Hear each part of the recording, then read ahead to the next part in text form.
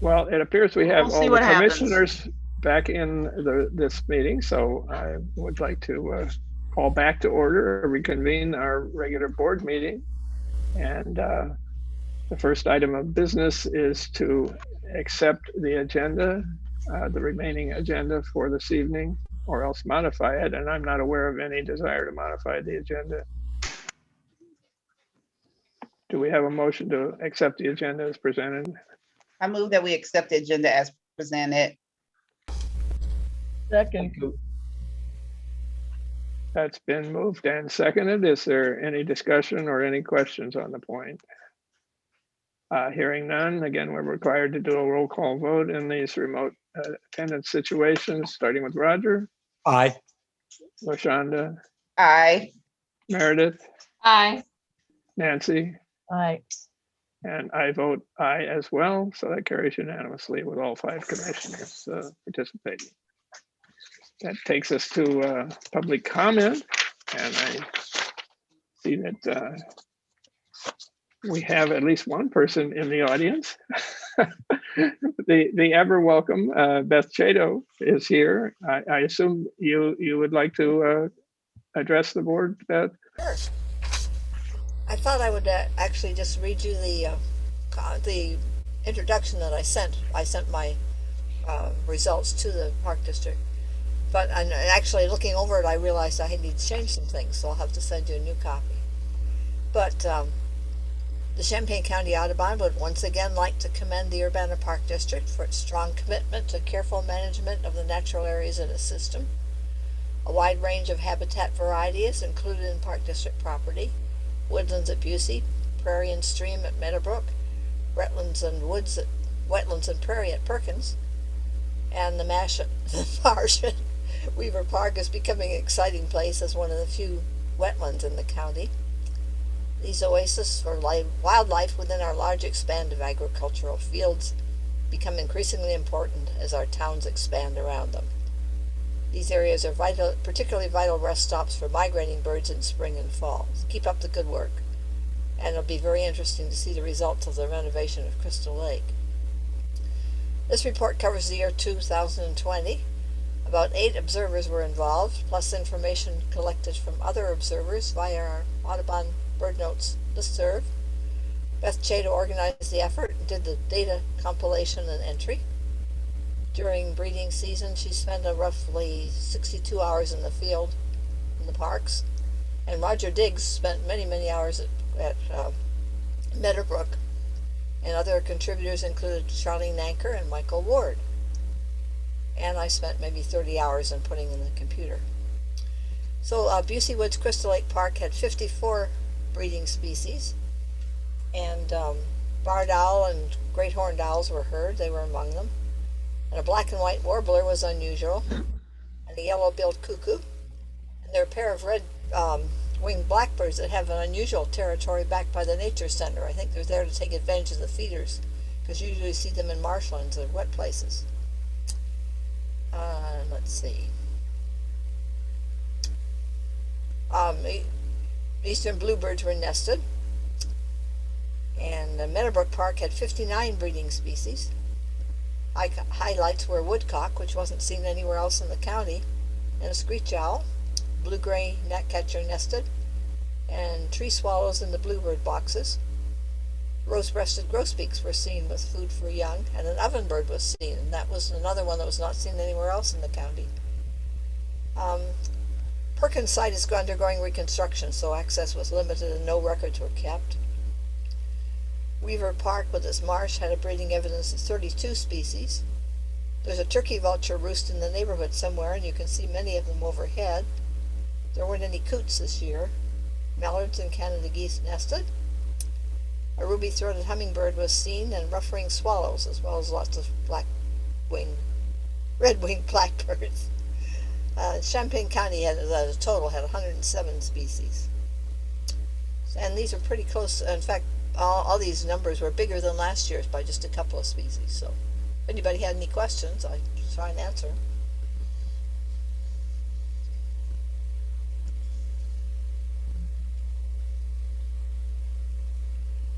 Beth, I just wanted to say how valuable this is to the Park District. I think you've heard us say that year after year, but it really does add to our information base. It creates a historical record and certainly highlights the interest at all of the sites you mentioned and covered.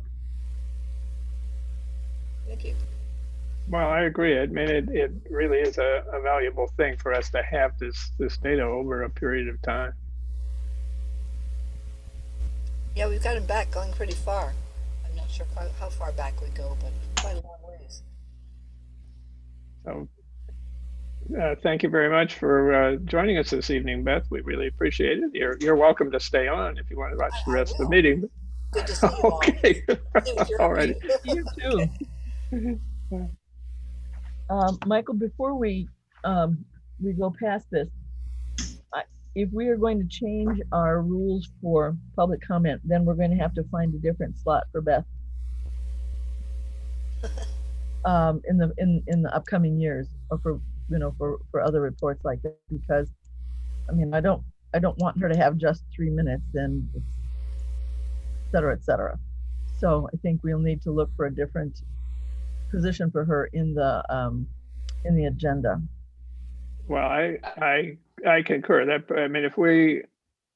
I mean, we have never had to, except on a couple of rare occasions, actually enforce any kind of time limits. But on the other hand, we need to be prepared to do that if Right.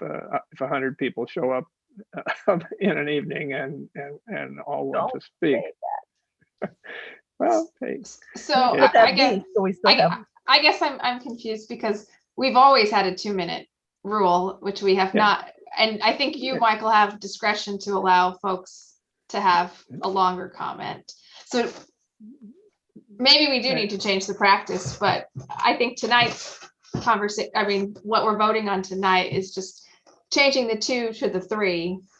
Right, yeah, I'm just suggesting that Beth that her report be dealt with someplace other than in public comments.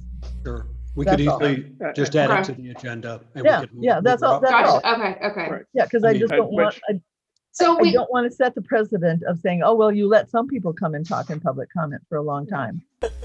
And I Yeah, want to I- listen to Beth as long as she has stuff to say, so I don't want to feel like she's, her information, which is really valuable to us and interesting to us, feels like it has to be squashed down into 3 minutes. So that's all. I'm more than happy to have her. I just think that the public comment isn't the best place for it.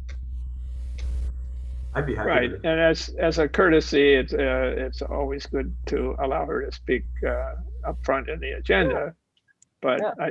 I think you're absolutely right that splitting that out so that because it's something more substantial than Right. public comment from someone that we don't even necessarily know in advance is going to be here.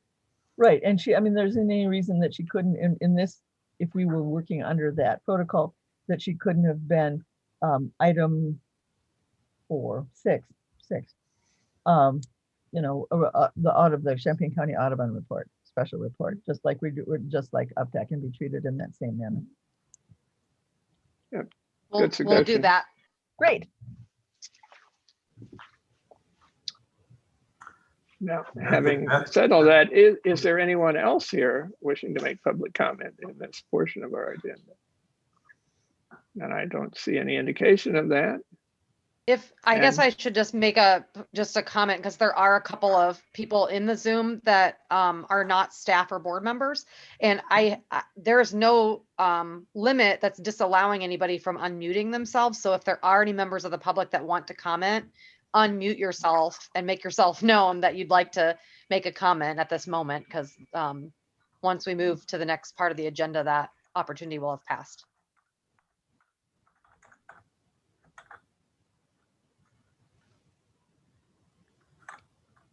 Okay, I'm seeing no indication of anyone else wishing to address the board. So I think we can then move on.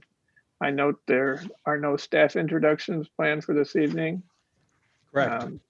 Okay, then we can move on to Roman numeral 6, the UPTAC report. And we Yeah, got the so- written report, but Yeah, Laura provided a written report. I thought she might be coming today, but you know, that's all right. We wanted to talk to you guys a little bit about the strategies that we're going to be using for UpDeck recruitment this year. So to kind of give a little background, at February's UpDeck meeting, we discussed a draft memo that was going to be coming to you guys at this meeting, just kind of outlining what our recruitment strategies were going to be to ensure geographic and demographic balance, so that UpDeck is really truly representative of all areas of Urbana. So that came up for discussion. We talked about it at the February meeting, and we wanted to bring it to you here tonight to get your feedback on that as well. So you should have had that included with your packet.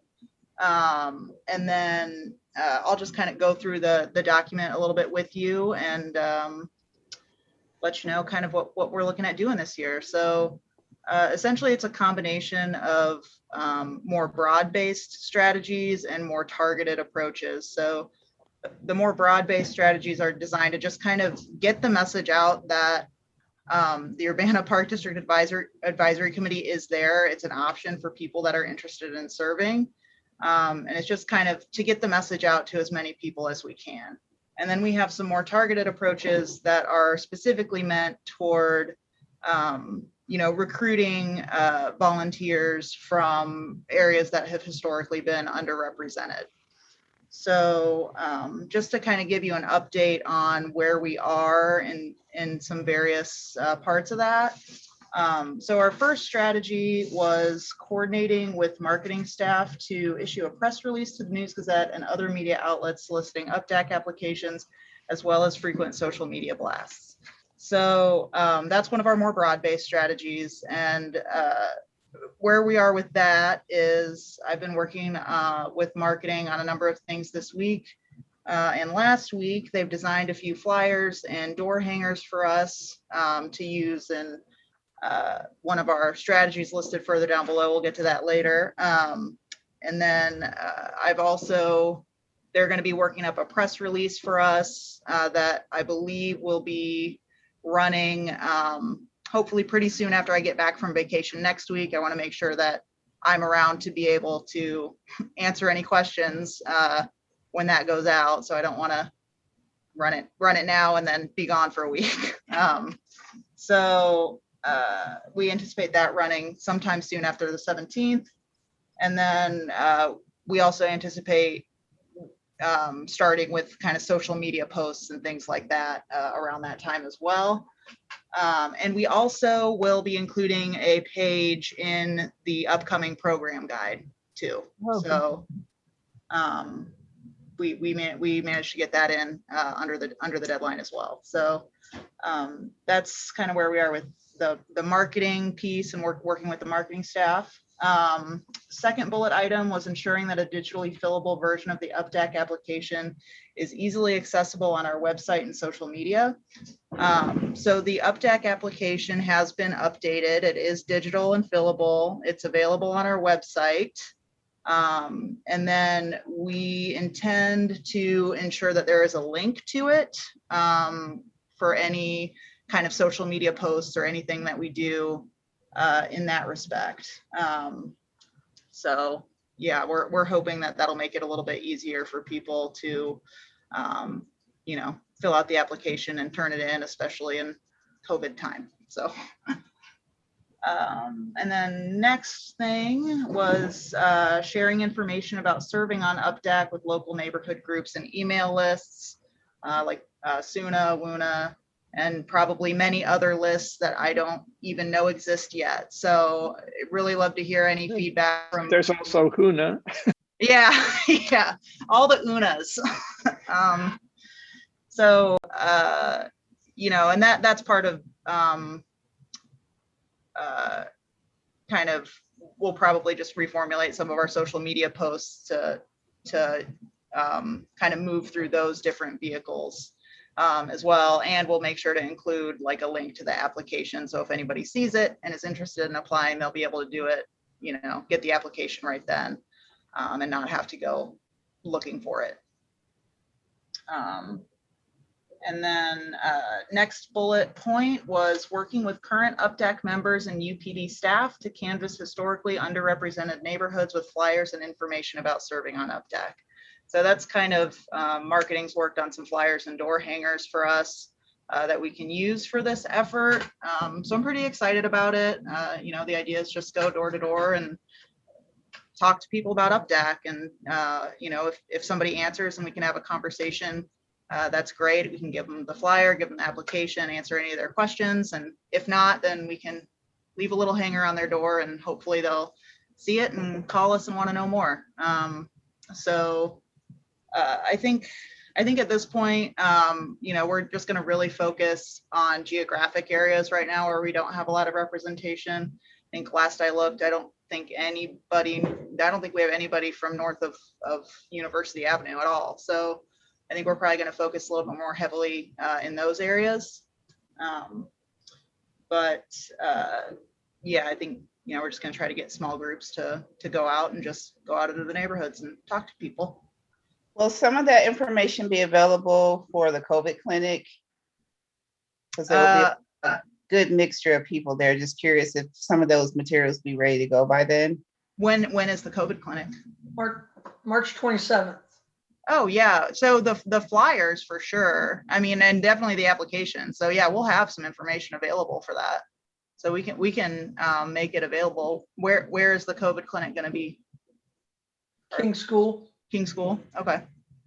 Yeah, so we can definitely have some stuff available there. Kelsey sure. Urbana is going to be out at that day, so maybe. Oh, that's perfect. I'll talk to Elsie then about it. Which actually I'm sorry.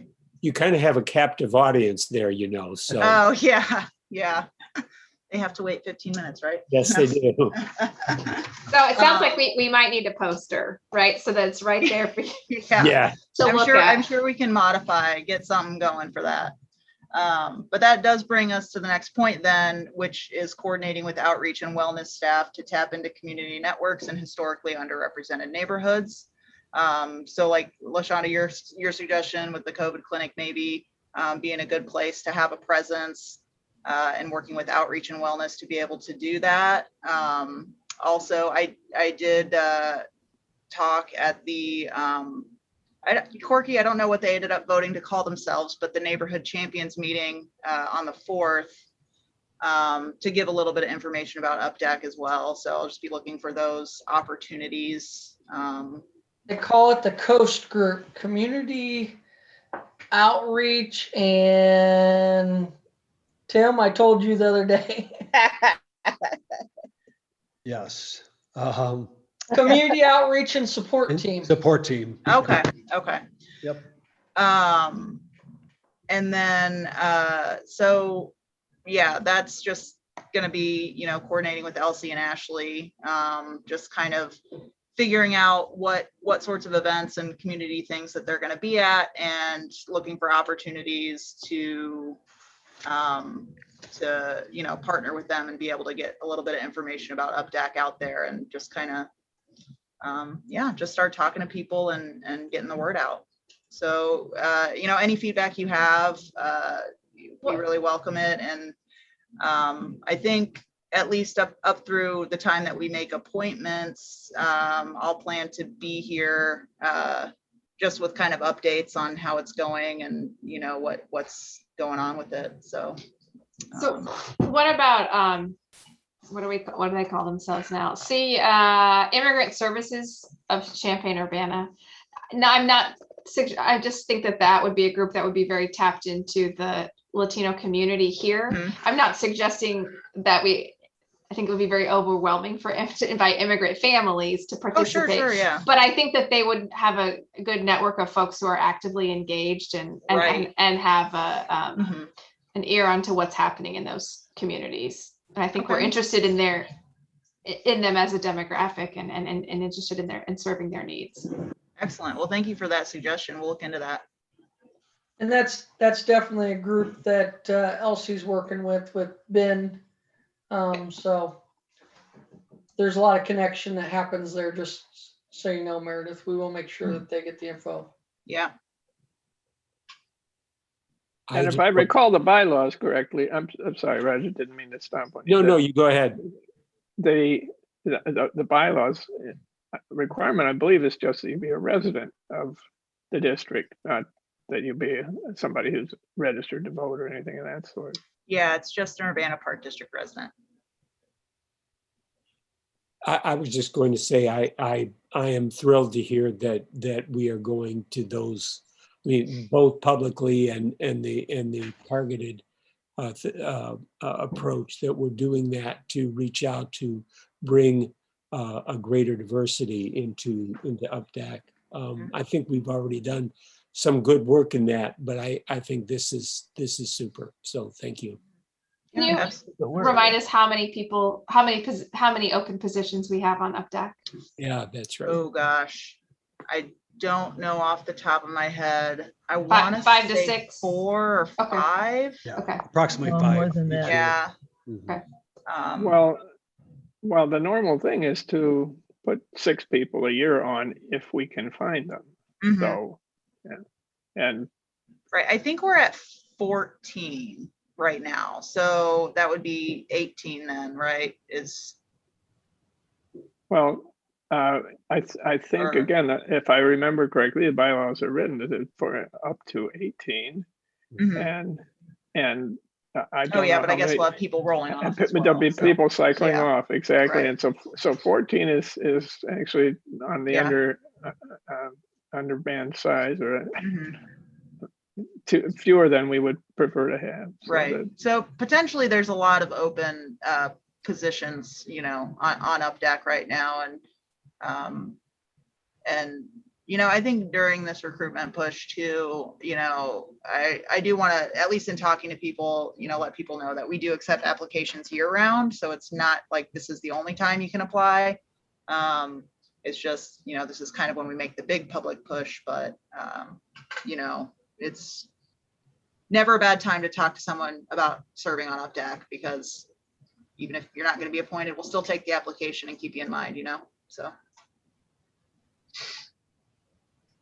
Well, and I hope it'll pay dividends, maybe to the point where you don't have to go knocking on doors necessarily every year. But if you start getting some feedback and Right. some roots into And- these parts of the community that we haven't reached that well, that people will know others, and it be a virtuous cycle there.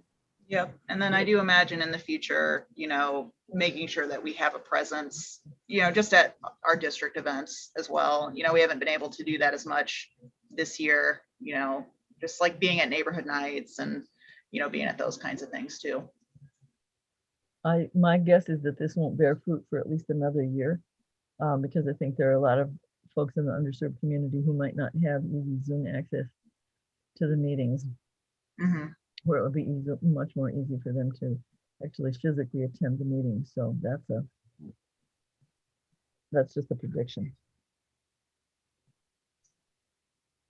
But doesn't mean we shouldn't do it. I think it's a great idea, and I don't want anybody to think I don't think it's a good idea.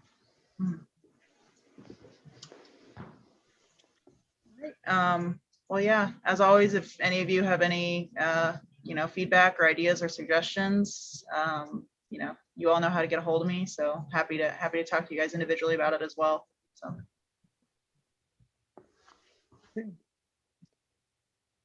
Anything else under the rubric of UPDAC? No, that's the big thing right now. So. Okay. Well, thank you very much for joining us, Kelsey. And I guess we're then ready to move on to our consent agenda. All right, thanks, guys. Thank you.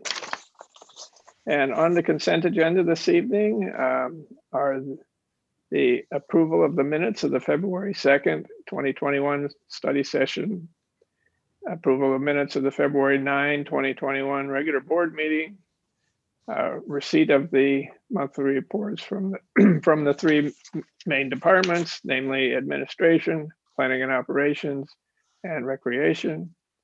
Action to accept the philanthropy report and the donations contained therein with gratitude, and approval of the monthly paid accounts payable. And again, we seem to have some people watching here. Under the rules of the consent agenda, it is the purview of any single commissioner to have any or all of these items removed from the consent agenda for separate discussion and, if needed, action. Is there any board member wishing to remove any of these items from the consent agenda this evening? I see no indication to that effect. Do we have a motion that we approve the consent agenda and the items contained in it in an omnibus fashion? So moved. Second. That's been moved and seconded, and under the consent agenda rules, at this point, there is to be no further discussion, so we should move directly to a vote on this. And roll call required, starting with Roger. Aye.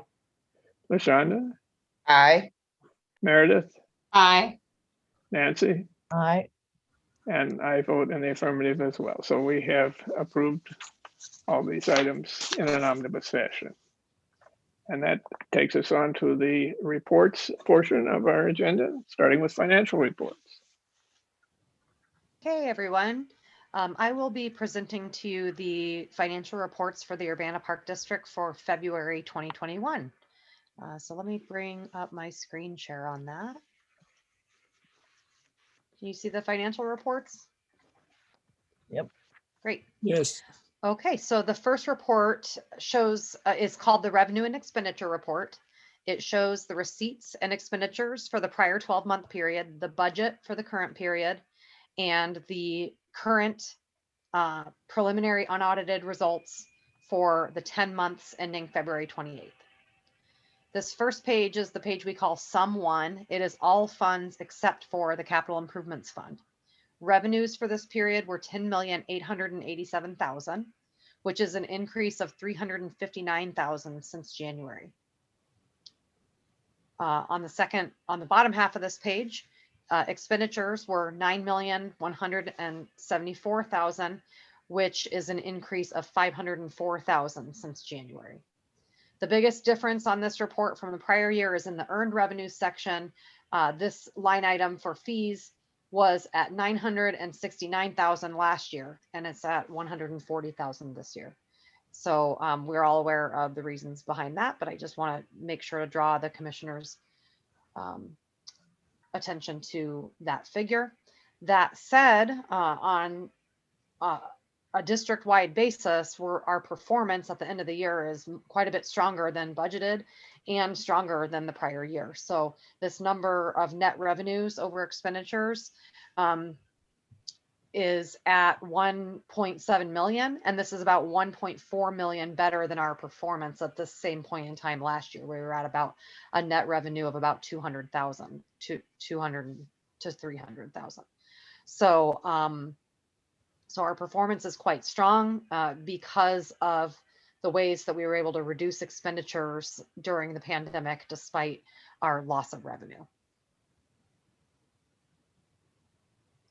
The capital improvements budget is what we call Sum 2 of this document. And for just the capital improvements fund, we have revenues of $1,584,000 and expenditures of $2,509,000. Expenditures exceed revenues, and this leaves a decrease in fund balance in the capital improvements fund of $925,000. This fund is we're supposed to spend all of this money on capital improvements throughout the district, and we're currently at a fund balance in this fund of $7 million. So as we move forward with the continued rehab of Crystal Lake, as well as our future plans for health and wellness initiatives throughout the district, that's where you'll see the spending of those dollars. And the final page, sorry, not the final page, the third page of this report is both of the first two pages added together. It is a district-wide picture of the entire district. And our ending fund balance for the whole district at the end of February is $16,600,000. Following that are the individual summary reports for the main working funds of the district, which are the general fund, the recreation fund, the museum fund, and the indoor pool. And I'm going to stop sharing so I can scroll down to the treasurer's report, but I'm happy to answer any other questions that you might have about revenues or expenditures. Just one quick comment. It was not necessarily the concept at all for us to spend the entirety of the capital funds this year. We knew full well they're Correct. likely to be rollover, but these funds were budgeted so that should the opportunity have arisen, we could move forward with that.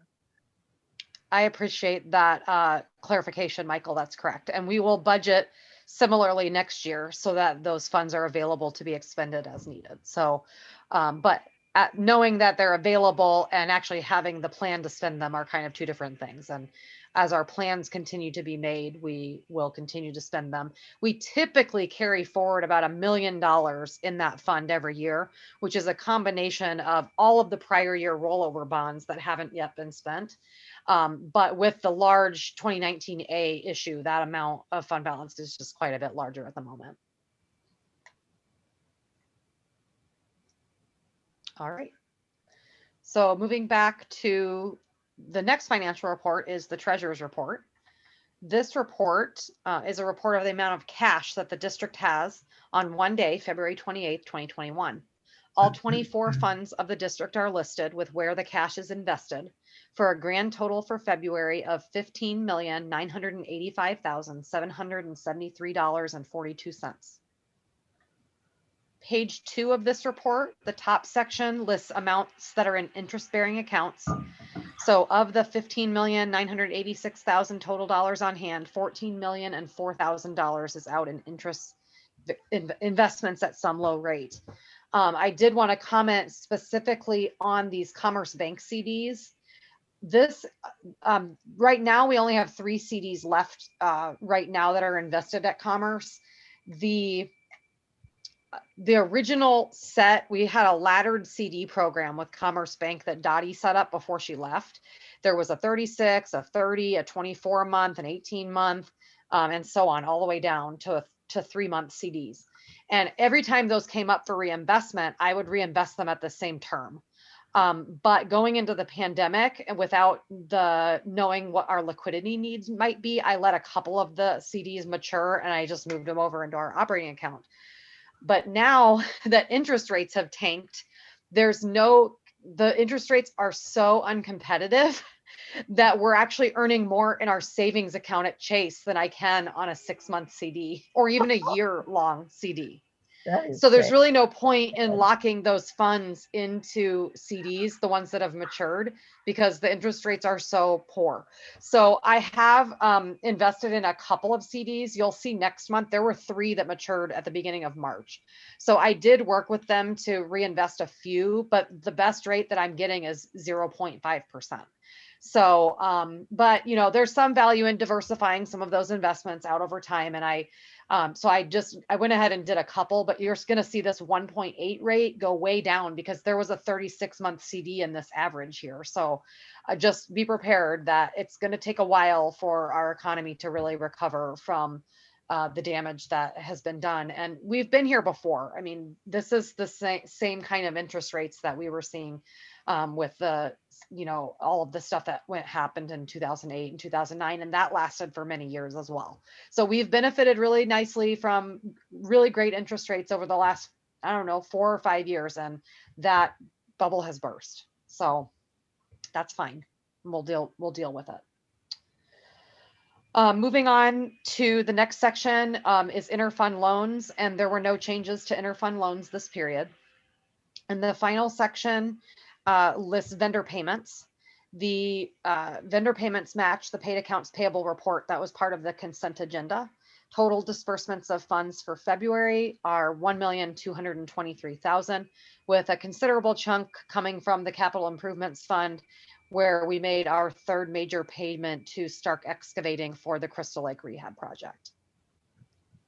And with that, I present the treasurer's report to you for approval. I move we accept the treasurer's report for audit. Second. That's been moved and seconded. Is there any discussion or any questions on the point? Seeing no indication of that, then let's hold a roll call vote, starting with Roger. Aye. LaShonda, Aye. Meredith, Aye. Nancy, Aye. and I vote in the affirmative as well, so that carries unanimously. Okay. So the last financial report that I will review with you is the capital budgets. And I will touch on the areas that had activity this period. Those are highlighted with an asterisk symbol. So in the Series 2019 A bonds, costs were paid towards the Crystal Lake Rehab Project and the one-way road system project. In the 2021 capital budget that we're just getting started, we had revenues in tributes and donations. And we also had a $3,000 gift for health and wellness that came into the Urbana Park District. So we're actually going to transfer that over to the Urbana Parks Foundation that's collecting those donations for us until we're ready to expend them. So you'll see an offsetting expense down here where we're actually going to transfer this donation over to UPF for now. Expenditures were paid on cost of issuance. And also we had to pay a $5,000 grant award fee for the $750,000 museum capital grant that we recently received. So that was the next step in the process to move that grant forward. In the 2020 capital budget, revenues were received from the Urbana Parks Foundation for the purchase of molecular reflection. And also we received the first half of the OSLAD grant for the Blair Park project from IDNR. And expenditures were paid for the CLP rehab project and for Blair improvements. You're going to see the CLP rehab project in almost every one of these budgets because that we paid a bill to Stark that was like $600,000 or $700,000. And so we cleared out all of the oldest ones and moved all the way up to the newest budgets. So you'll see that going forward, that it was paid across the board out of a lot of different lines.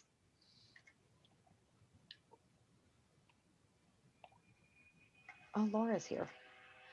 Okay. In the 2019 budget, revenues were received from the Urbana Parks Foundation for the Crystal Lake Rehab Project, and expenditures were incurred on the rehab project out of 3 different lines in this capital improvement in this Crystal Lake Park improvements section.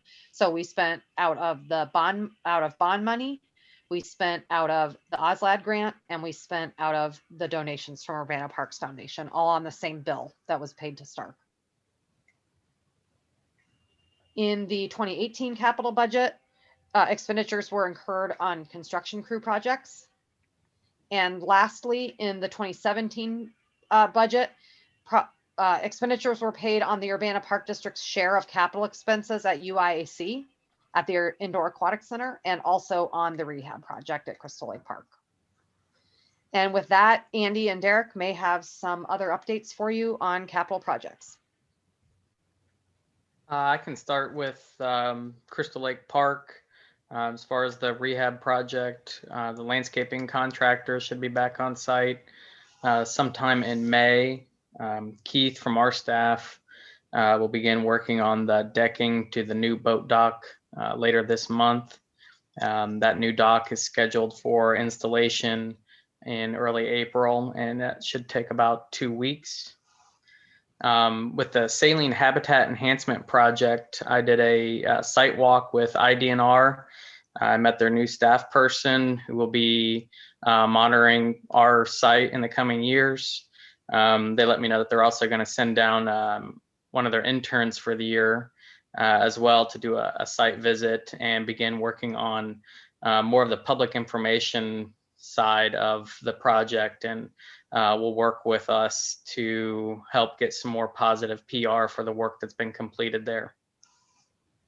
And the contractor on that saline project will be back for their first visit in 2021 in April, and then we'll continue to be on site periodically to maintain their work throughout this calendar year. With both of our pools, our transition from acid to a CO2 buffering system is nearing its completion. Should be done by the middle of next week. The preliminary HVAC and electrical work at the outdoor is complete, and now both pools are ready for the installation of the CO2 tanks and the controller system. That CO2 installer will actually be at both of our pools tomorrow, and then the controller Spear Corp will be in town Monday of next week to do some final connections and the controller installation. That work at the indoor is not going to require any sort of closure or shutdowns. Everything can still be operated while we're going through that transition. The outdoor pool will be closed during that period, as it's normally closed in March. So nothing to worry about there. With the dog park improvements, contractor for the new surfacing of the dog park parking lot and access road is scheduling their work for the week of March 15th. It will be pretty dependent on weather, so it may flex a little bit as we see what kind of rains we're going to get during that time. Just as a reminder, this is that recycled asphalt material that's going to help in terms of less ongoing maintenance, and then also providing that dust-free compliant surface. There should be little to no impact to dog park members during this time. The contractor's planning on going in segments throughout their 2 to 3 days of work and maintaining some access for parking throughout the site. Judy late last week sent notification to the membership on that project, and then they were also notified of the other upcoming project at the dog park for the concrete work within the large enclosure, and that will require a period where the dog park will be closed. It's also going to be pretty heavily dependent on weather, so we'll likely only have 2 or 3 days advance notice to really start getting word out of exactly when that closure will happen. But we're anticipating it sometime in April or May. Other than that, I'm happy to answer any other questions if you have any. Andy, I was going to talk a little bit about health and wellness. So if I can, I'll share the screen. Okay. We've got 2 different budgets we wanted to walk through with you all. The one on the left, the Excel schedule. The top half is what we previously presented to the board in anticipation of applying for the park grant. And so a little over a year ago, we were confident that we'd have $2.9 million in bond reissue. That was half of the bond reissue, the half going to Crystal Lake Park. We were hopeful that we'd get a park grant. We also were projecting a contribution from OSF of $500,000, and we're hoping to raise $500,000 in additional donations, and that would have brought us to $6.4 million, which is roughly the base bid of the facility. That's a little bit less than that. And the reason we wanted to share this with you all is that you would then have confidence to apply for the park grant. And we noted that even if we didn't get the OSF contribution and the donations, you see the asterisks there, pending board approval, we could potentially use fund balance if we fell short. And what Katie's showing in the chart on the right is that as of April 30th of 2020, we had a fund balance of $2.5 million. That has increased since then. This is the general fund by another $500,000 to where we're a little over $3 million. And so we remain confident that that $1 million is available for the project. We discussed this some with the board finance committee meeting, and that's what the chart below is. And so the chart below has updated numbers in terms of what's secure. The bond reissue is at 2.9. We've got donations so far of 1.2 million. So we've done quite well in donations. We've exceeded our earlier estimates, and we're still going strong. We're really just, a few months into it, I guess, maybe on our 5th month.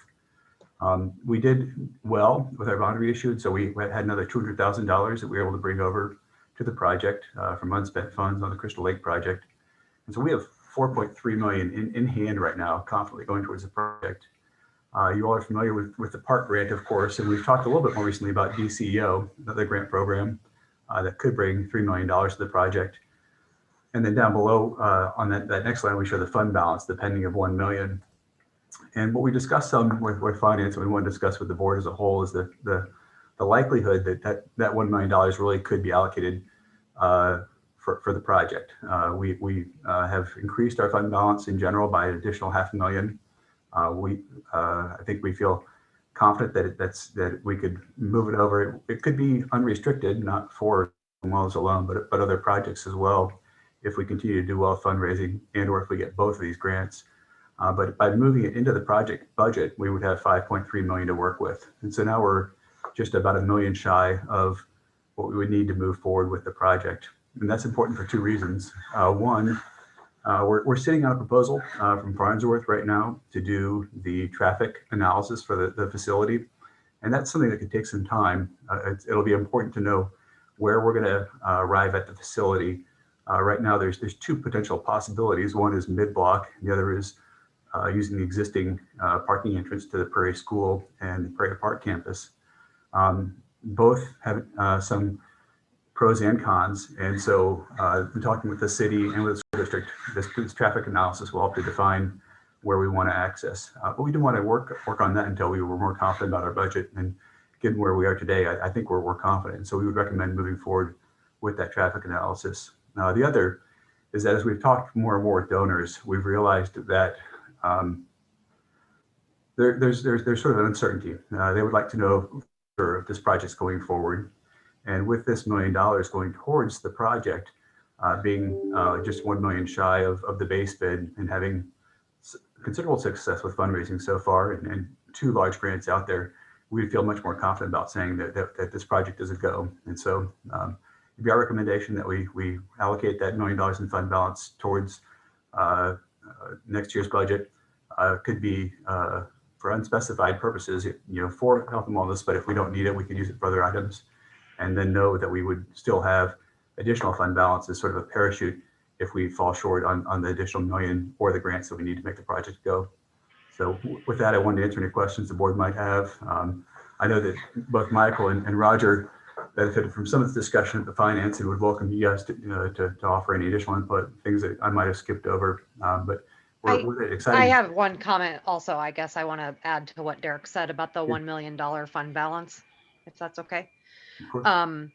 I wanted to comment that my plan was, after talking to the board's, the finance study group earlier this month, was to go ahead and put it into the FY22 budget as a recommendation for appropriation. But Michael's comment, which I really appreciated, was if all of these other funding sources do come through and we don't need it for this particular project, that it could still remain in the capital projects fund and be allocated to any capital needs of the district, which are unending. So that gave me a lot of confidence that it's been our practice as the general fund balance has grown above its maximum target to allocate those funds to capital projects. This is the largest of those transfers we've ever made, but you can see with the way our fund balance has grown, it can certainly be accommodated. So that was my comment that I wanted to make. Katie, do you want to talk a little bit more about the chart? Because I kind of breezed through it. I know that was your work. Yeah. So, I mean, our current ending fund balance of our audited financials is 2.5 million.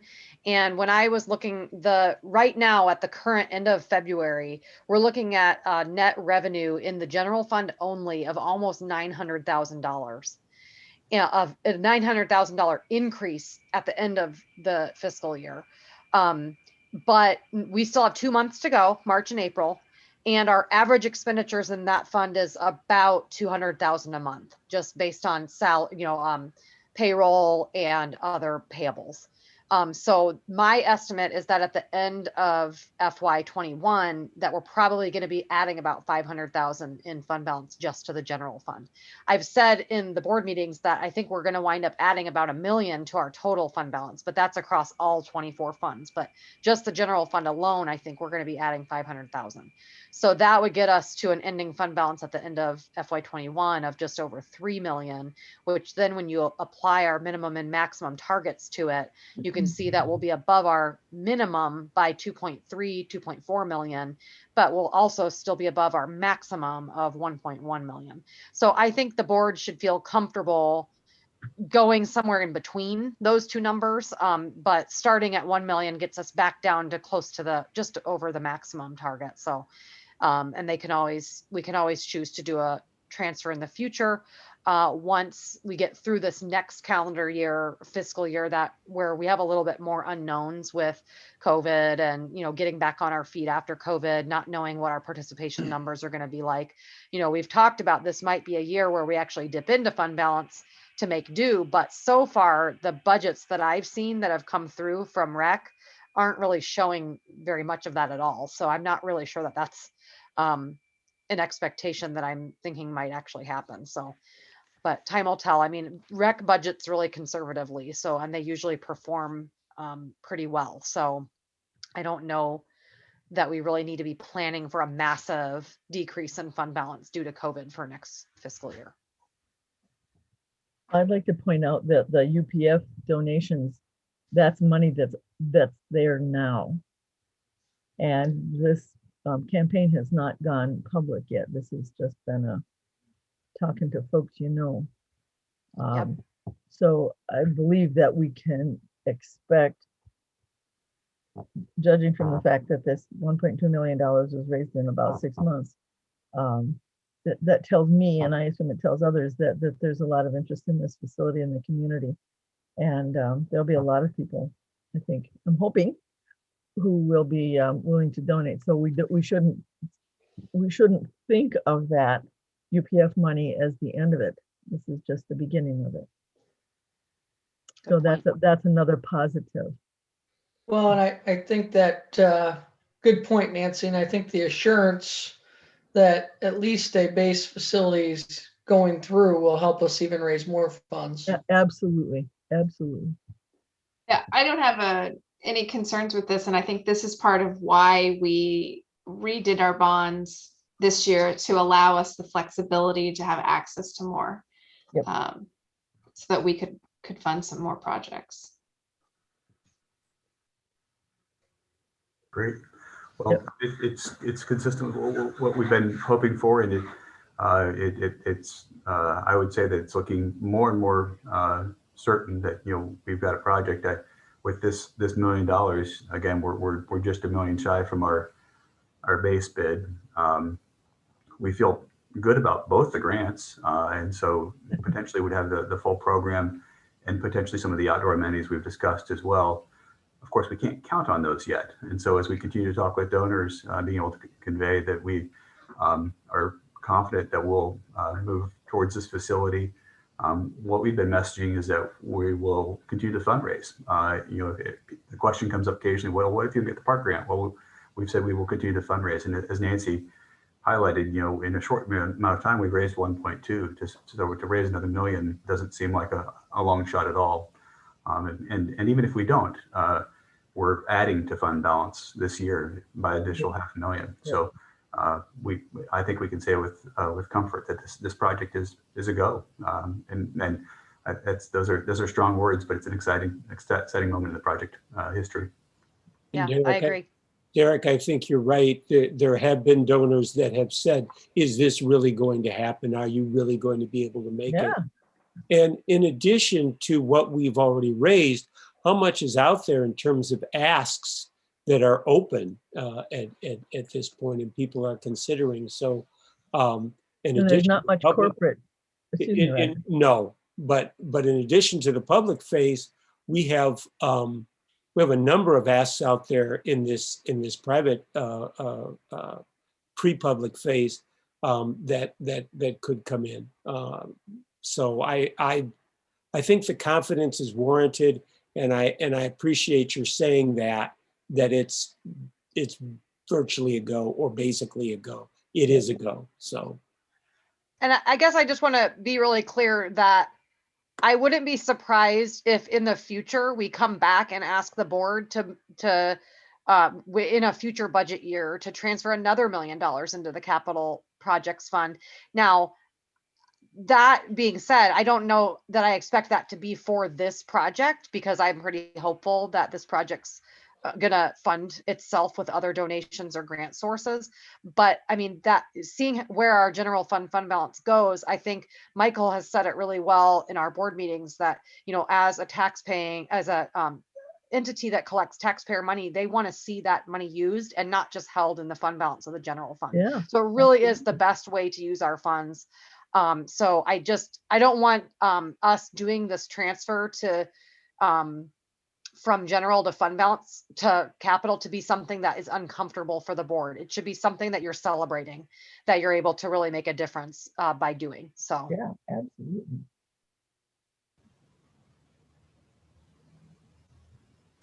Well, Katie, as we know, there's no shortage of projects on the horizon. We still have work to do at Crystal Lake Park, and of course, there's a large playground project on the horizon as well. Yeah, there are always calls on the dollars.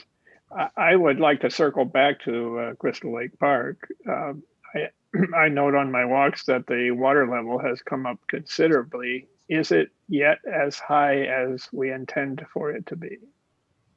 By my rough looking at it, Michael, I think we're about a foot shy yet. So we're getting close. Okay, right. Next week, the rest of the week, we'll get there. Right. Yeah, sounds like it. The only other capital update I wanted to share with you all is not so much our own. Well, it is, but the school district is planning on replacing the roof of the indoor aquatic center, and it was last. I think it was early.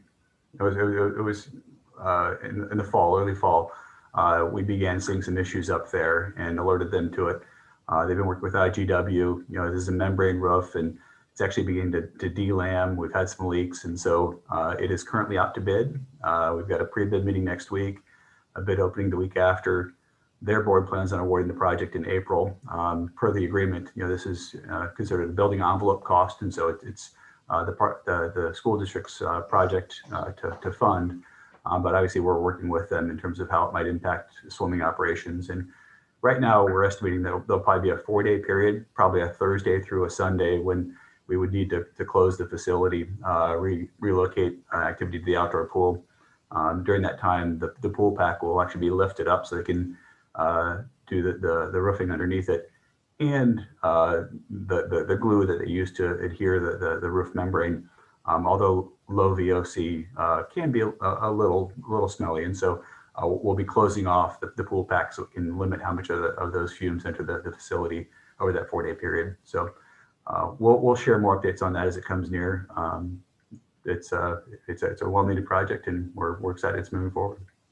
Derek, did I dream it, or did you say that this was going to be a tough enough roof that if one could eventually put solar panels up there?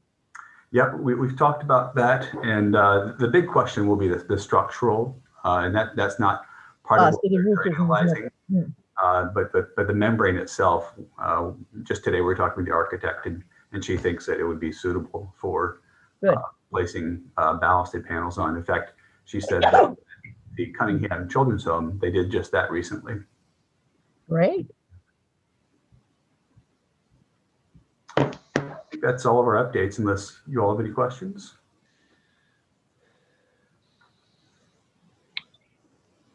No indication of that, then it's time to move on to the executive director's report. Tim? Thank you, Michael. Starting off, I really appreciate that last discussion on the health and wellness facility. We're organizing a meeting with our executive team to answer and kind of address that issue of, do we have a project? How do we know? And is it certain? So I think that really kind of helps the team working on donations, reaching out so that we can be affirmative and let people know that as far as our calculations are, we can deliver. And certainly it is dependent on additional fundraising, and certainly any other grants that come in would be put to good use, but that's the right message that we need. So we appreciate that. Jumping back into the rest of the report, hopefully you had a chance to look at the You Belong Here report. A lot of really good information in that. And to add to that, we had a very busy month with related activities. I just want to name a few. We had a terrific working session with Dr. Fred Coleman to look at our providers and our bidding practices. So that's moving in the right direction. Another terrific kickoff meeting with Cream City Conservation with August Ball as our leader. She's going to do some terrific work with us, looking at, I'm excited about our baseline testing of all of our full-time staff. That'll give us sort of a baseline measurement that we can measure future goals, and then a few educational sessions that'll be planned.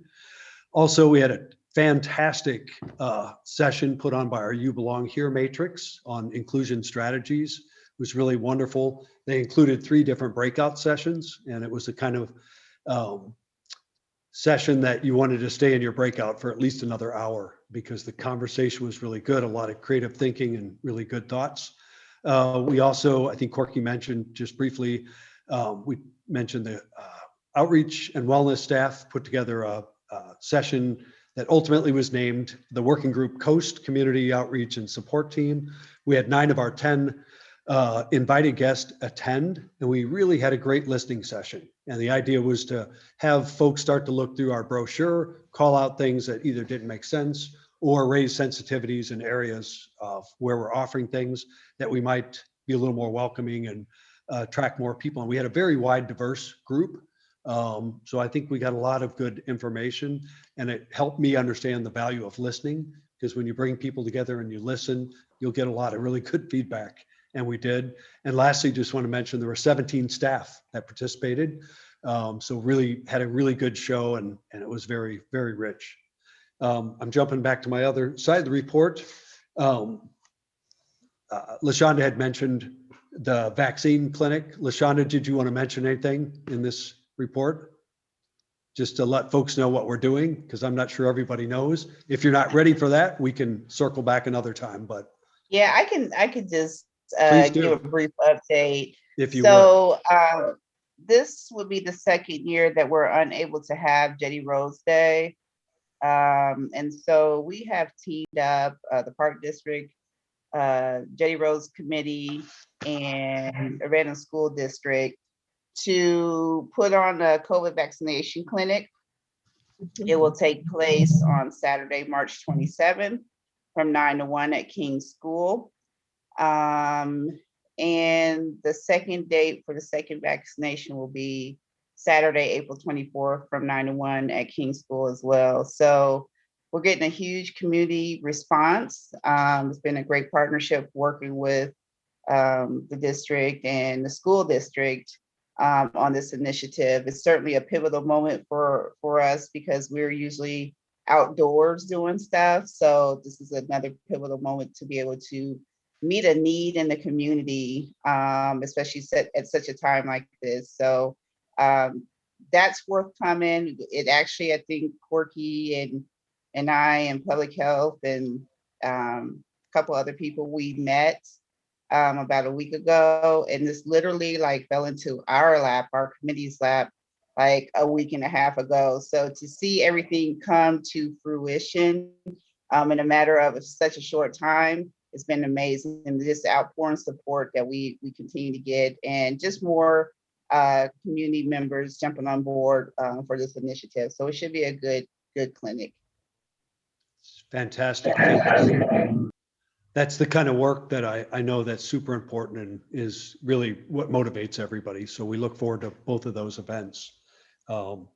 Moving on, and thank you for that. We had a terrific staff training from the Gov HR training group to go over all of the new wage strategies. Want to thank Alex and Katie for organizing that. I think there was a lot of good feedback and a pretty good takeaway message. I think folks felt we were on the right track, and there were very few questions about uncertainty or about the new program. So that's a good sign. Let's see, I'll switch back to my other side of the report. The Perkins Road master planning is going really well. Again, it's kind of a effort to try to get us into the site as soon as we can to start using that amazing area. It's very dependent on the site, the topography, the landscape, I think really tells the story. And then the educational staff at the nature centers doing a terrific job on pulling ideas together for interpretation. I think they've got some, what I'd call frontline first things, and then a pretty rich research level of things we can go back and really pull from. So it's very exciting. I think we've touched on the health and wellness, and we're in good shape there. Just wanted to mention that we did have our IAPD legislative breakfast. It was a very different format, kind of a webinar format. But I think we got the message across to our legislators, that the grants are super important, and that even with this very tough situation, all of our local rec agencies, park and rec agencies, really did double duty and served the community in probably new and different ways. So it's always good to hear the other success stories of our partners. Appreciate the legislators' time that they took to join us for that. We've had a series of annual wintertime trainings, HR's on top of that, including fire and safety and our annual sexual harassment training. So we appreciate that. Derek mentioned our efforts to really look into those capital funds to try to pull that money back out that has been at least, I'm going to say pledged, or at least directed toward us. So we're very intent on trying to get the schedules and get that money freed up. Not sure if last month either Michael or I mentioned, but we did have in February, the annual TIF and Enterprise Zone meeting. It was always good to hear the success stories. Again, as you can imagine, COVID played real havoc on a lot of new businesses. There were businesses that did go under. So some of the funded businesses, had some challenges. But again, I think from our perspective, the TIF and Enterprise Zone programs help build Urbana and help grow it. So seeing that work and the success stories are always gratifying. Lastly, I just want to mention, had a great conversation in a meeting today with Deke Weaver. He's ready to kick off his next series in his bestiary series, and it is a series on whales. So he's asked us to be a primary partner. I think the big picture is building a whale skeleton replica out of recycled plastic, ideally suspended in the stock pavilion, and then a whole series of educational workshops and kind of outreach. What I brought to the table was our 25th anniversary at the Wandell, because he's looking at the end of 2022 or the first of 2023. And we talked about our interest in a climate change message with the 25th, and felt that that was a really nice tie-in with his work. So we talked about additional workshops and ways we can involve kids. And so it's just starting, it's getting very exciting. And we like working with Deke. His really creative mind, and the delivery method we think is very effective. That's all I had. Can answer any questions you might have. I think the whale should be at the pool. Well, we talked about smaller models, small versions, other things that we could do as tie-in. So I'm sure our park district staff will be thinking of other good ideas. Again, that's all I had. If there's other questions, if not, thank you. Thank you, Tim.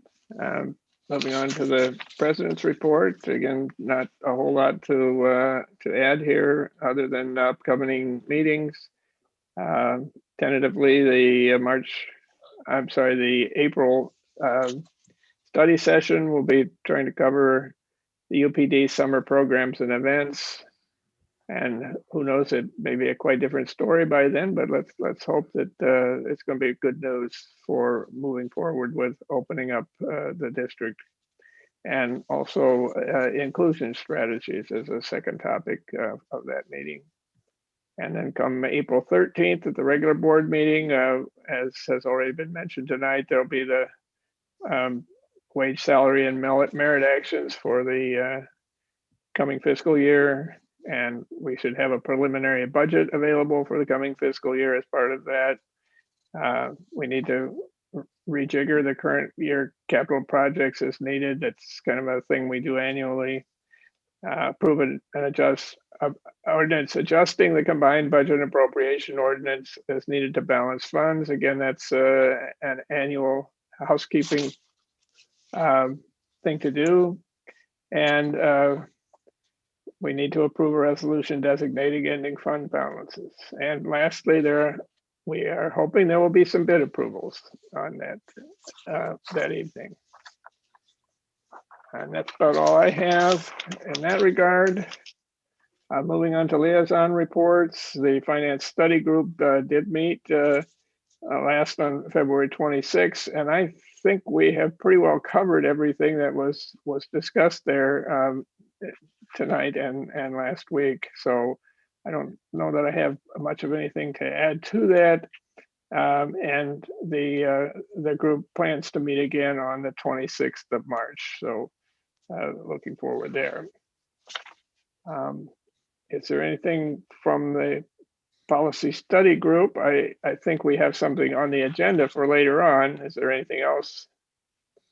Just to say that we met before this meeting, and we're going to meet again in April, which will be LaShonda's last time as on the policy committee. But we have we reviewed chapters 3 and 4. There's some minor changes and updates in the policy manual that need to go into effect. So we'll be putting forward additional materials at future board meetings. Any other questions for Meredith? Thank you. And Urbana Parks Foundation representative, Roger. Yeah, just a couple things to report. The annual dinner, UPF UPD dinner will be on June the 11th. It was going to be the 10th, but there was a schedule conflict. It'll be kind of outdoors. There's still more details to work out, but you might want to circle that date on your calendar. The other thing was I was greatly encouraged by the report of the nominating committee. There were 6 people that were suggested. Some of them have been contacted, some of them have not. One of them is a name you may be familiar with, who was approved by the Board of Trustees. Ellen Kurzanoff is going to be on the Park Foundation, so she may have a little experience in the area. But of the 5 people remaining, there was a remarkable diversity, ethnic diversity among the people that were nominated. Now, you don't know who's going to actually say yes, but I think if some of the people, and they were all really, really good people, they do say yes, I think it's going to result in a stronger foundation. And that's all I have. Thank you, Roger. Okay, that moves us on to old business, and the only item there is anything we remove from the consent agenda, which is exactly 0. So we're on to new business. And the first item is action and discussion on ordinance 2021-01, revising chapter 7 of the board policy manual. I can give a little intro to this. This was one of the policies that the policy study group discussed at the February meeting that we had to bring forth to the full board for approval. And we hope that this change, well, we expect that this change will allow the board to meet fully remotely without having to vote every month to not follow your own remote attendance rules.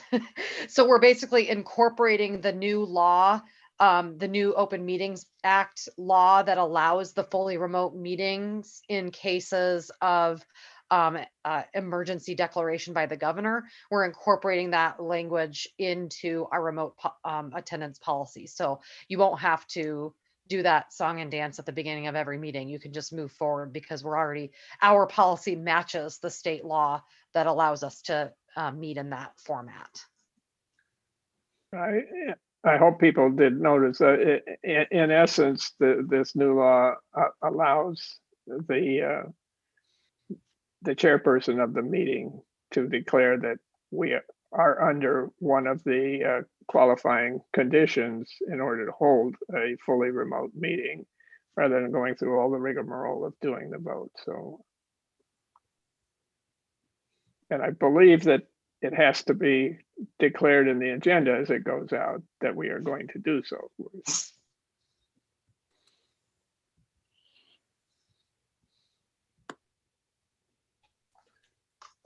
Well, I move we approve ordinance 2021-01, revising chapter 7 of the board policy manual. Second. That's been moved and seconded. Are there any further comments or questions on the point?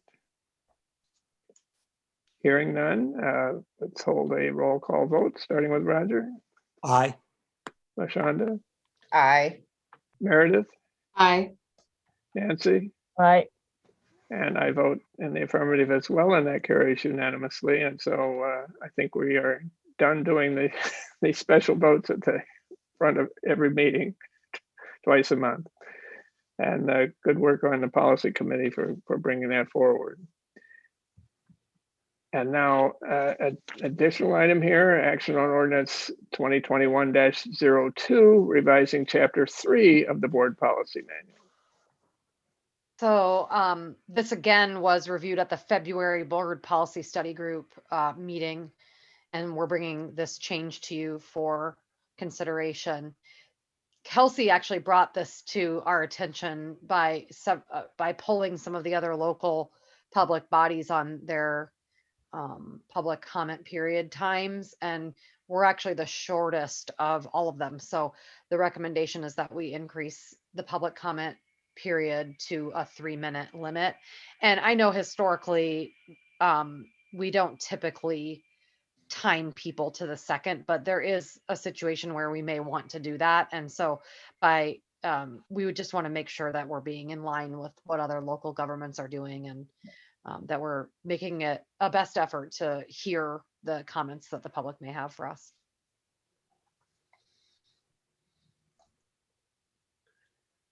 I move approval of ordinance 2021-02, revising chapter 3.00 of the board policy manual. Second. That's been moved and seconded. Any comments or questions before we vote?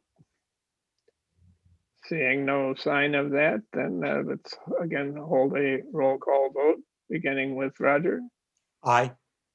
LaShonda, Aye. Meredith, Aye. Nancy, Aye. and I vote aye as well, and that carries unanimously. So we have made our 2 adjustments to the board policy manual. And so we can move on to action on the personnel policy manual. So I can comment on this one as well. So this is a it's a temporary allowance to revise our use of acute illness leave to allow employees to use it without some of the typical restrictions that are in place. Normally an employee has to be gone for 5 consecutive days, or they have to have had an overnight hospital stay, or they have to have an official FMLA leave in order to utilize this acute illness. But with the pandemic, in an effort to keep sick employees home, the board authorized a temporary usage of acute illness in those situations without having to meet those other criteria. And the initial temporary approval of this policy happened in March of 2020 at the beginning of the pandemic, and we instituted it for a 6-month period. And then in September, the board renewed it for another 6 months, and we're asking that the board if they'd be willing to consider doing that one more time. Since we're still in phase 4 of the pandemic, employees are still being asked to work remotely. The vaccines are only beginning to be rolled out. A lot of our employees are not yet eligible. We've been told by public health that they may be eligible in the 1C group, but that is still being defined. So we don't actually know that that's true. So we would like to continue to encourage employees to stay home if they're sick, and until some of those other factors can be addressed.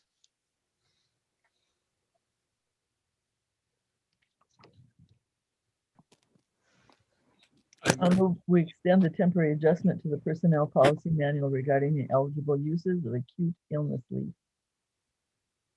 Second. That's been moved and seconded. Is there any discussion or questions with regards to that? Seeing no sign of that, let's hold a roll call vote, starting with Roger, Aye. LaShonda, Aye. Meredith, Aye. Nancy, I, and I vote yes as well. And that carries unanimously with all 5 commissioners voting. Takes us to item D, action to award Blair Park OSLAD Development Project contract. Okay, I can start here on just a little bit of brief history. Our staff team began work on an updated site plan for Blair with Upland Design in 2019 with the intention to apply for the OSLAD grant that year. We utilized public input opportunities through UpDeck, public meeting at the site, online surveys, and input from Park District Teen Camp. And we were notified of award of the grant in early 2020, and soon after began design work with Upland and ERA for the final bid documents. And I'll try to share my screen here to just show a couple slides as a reminder to the board of the project scope and anyone watching at home, maybe some new information.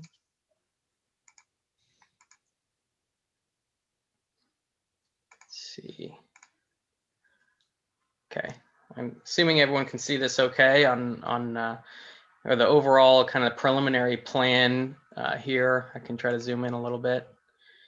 North is up, and you can see 2 paths, one on the northern path, 8-foot wide multi-use path connecting to a new path on the western side.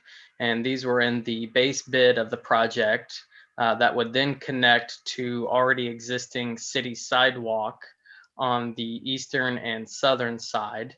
And we included 2 alternates, one being that eastern side to remove and replace that city sidewalk with an 8-foot wide path.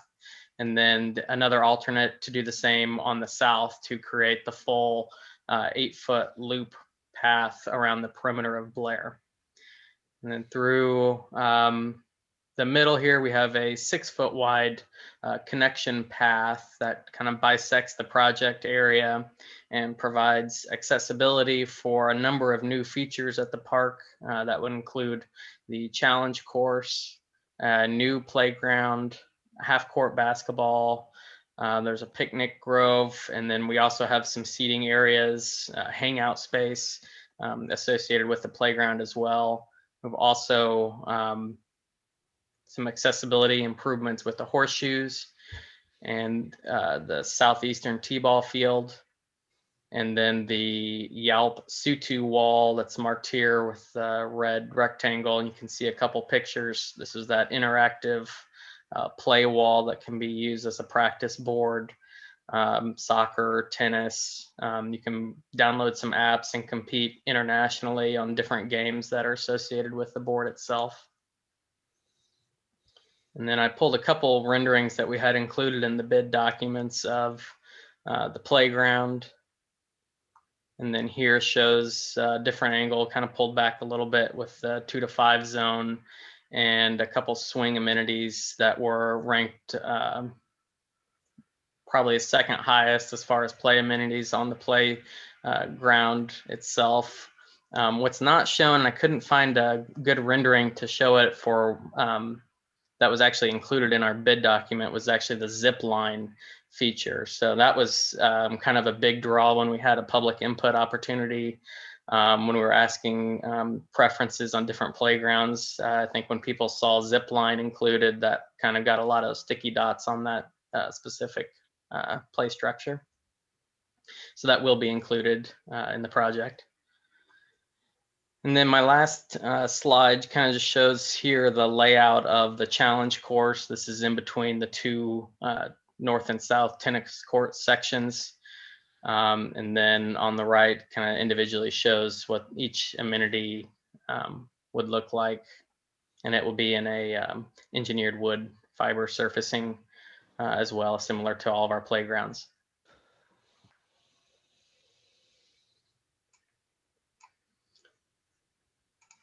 Okay. So moving into the bid itself, we began to distribute the documents on February 25th.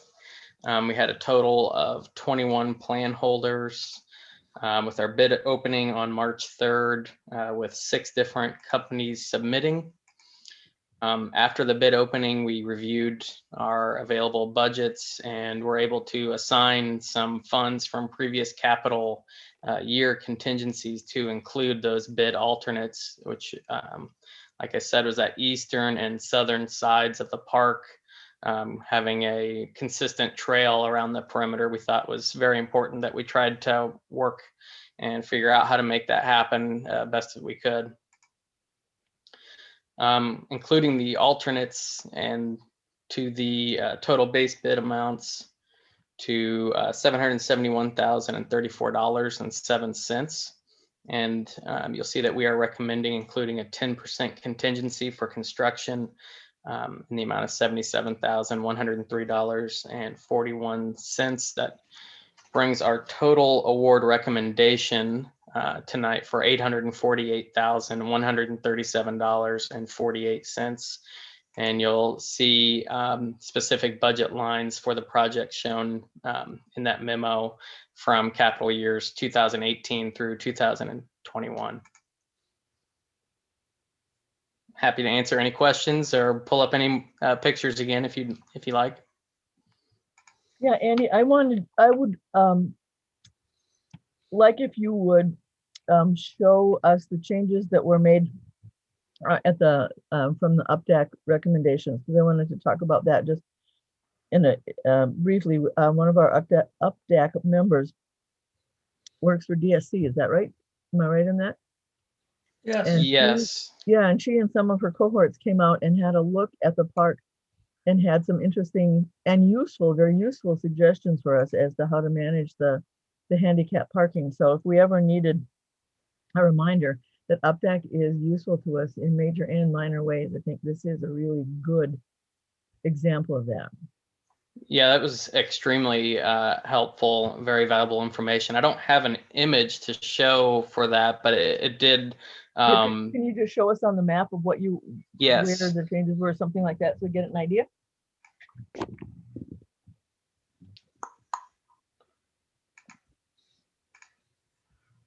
Let's see. So we have 2 accessible parking areas. That one is over here by the pavilion. Mhm. And then there's going to be one generally in this area near the accessible T-ball field. And so it'll have kind of a shortened curb with a concrete pad that then would extend and then connect to the walkway. And so she kind of reaffirmed some of as far as the actual ramp coming down from the van, that it would work with that curb. But then what we also had to then change was the extent of the concrete pad itself to allow for enough room for the ramp to come down and the person to come out and be able to turn and move. And so those got incorporated in both of those parking areas. Cool, thank you. Yeah.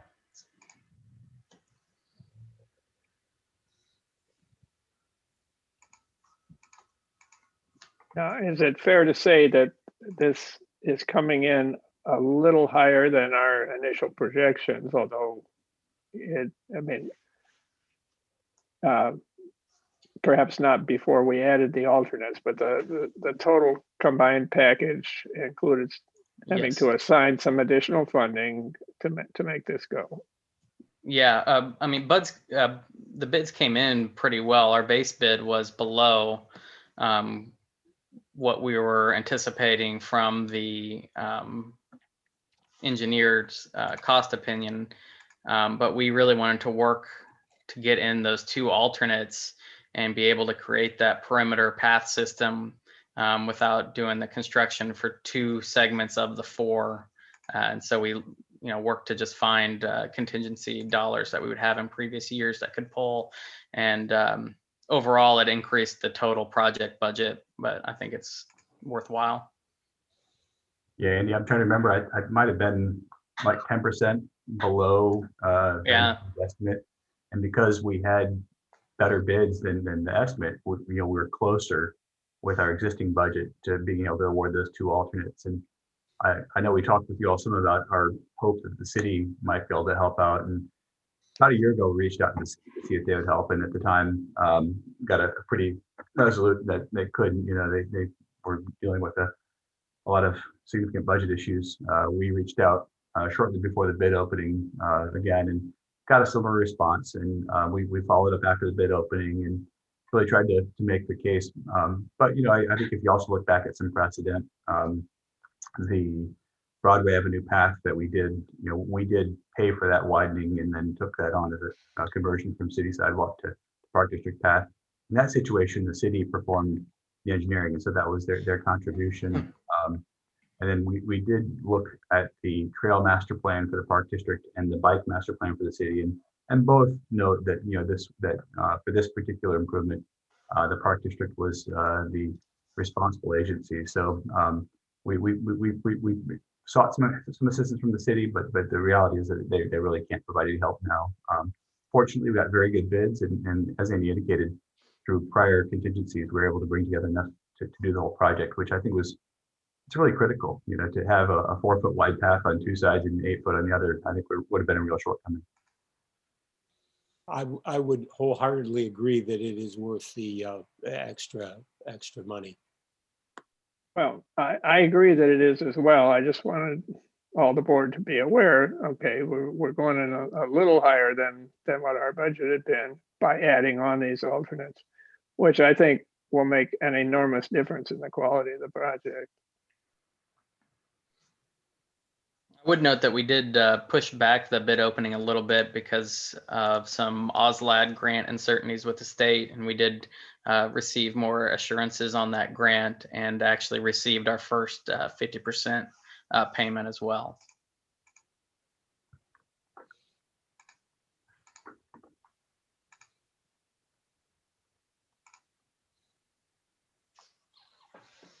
So is anyone prepared to make a motion that we approve the staff's recommendation with regards to this bid? I move we award the base bid in alternates 1 and 2 for the Blair Park Oswald Development Project for $771,334.07 and assign a design contingency for $77,103.41 to Midwest Asphalt Company of Tilton, Illinois. Second. That's been moved and seconded. Is there any further discussion or questions on the matter? I was able to, while we were talking, pull up the plans to show Nancy what Andy was describing in a little bit more detail. So you can see here, this is the ADA parking spot. And this is a carriage lane that will be depressed. So roll off and have accessible access to the park. And there's a very similar one over on the other side of the street. And Andy indicated through the review, we made this all level and at grade so that it wouldn't trigger the sensor, fault the sensor, and the actual carriage lane became deeper because it would not have worked as initially designed and drawn. Yeah, that's terrific. I'm so glad that she helped us with that. That makes a huge difference, I think. Thanks, Derek. Sure. Any other questions or comments on the matter that is actually on the table? Seeing none, let's go ahead and hold our roll call vote, starting with Roger. Aye. LaShonda. Aye. Meredith. Aye. Nancy. Aye. And I vote yes as well. And this is going to be a really fantastic improvement to Blair Park. I think the residents in that vicinity are going to be very pleased with the results of this. Michael, before we move on to the next item, I just wanted to thank Andy for his really careful and intense work on this project. This is a transformation project. It's been on our intense docket for over a decade. It's really going to transform the center of Urbana. I think the residents, as you mentioned, are going to really be watching and loving this project. The accessibility and just the added features are going to be standouts. So stay tuned. I think we'll get a lot of comments and community discussion going about it. Well, and I think the fact that a lot of this that is geared to older kids, or at least a big portion of it is Correct. is really critical because we Right. don't have much. Yeah, else. it's cutting edge stuff. And I think some of the new features are just going to blow Urbana folks away. Yeah. And just only staff could probably say that after saying those wonderful things, but we still have some work to do there. The pavilion needs attention. We'd love to be able to pick that back up and renovate that to match it up. And certainly the tennis courts, the actual courts themselves need some improvements. We are working a fundraising opportunity still with that piece. But again, these will be wonderful and well appreciated for many years to come. Well, and it brings a more walkable space to a place that just hasn't had it well. And boy, we've certainly learned the value of that over the last year. Okay, moving on to action to award a compact tractor bid. So our tractor replacement, which is replacing a 1991 Ford 4630. This is kind of similar to some of the board actions from last month. It was originally scheduled for 2020, but due to COVID production delays, we had to postpone that bid until 2021. We included two options on the bid package, one for a flail mower and one a rotary tiller. We mailed bids to 14 dealers. That was on February 19th and held our opening on March 2nd with 2 dealers submitting on the bids, and both met the required specifications.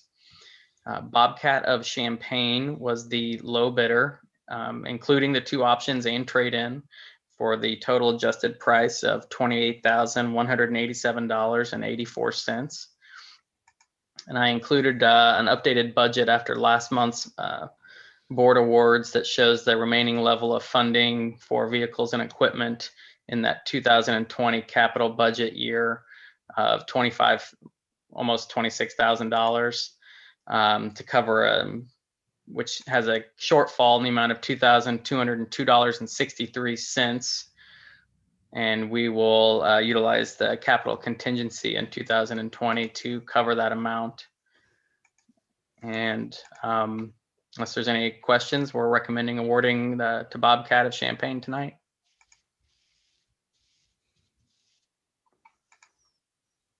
Just one question. Did I miss where it actually specifies exactly what the tractor is going to be?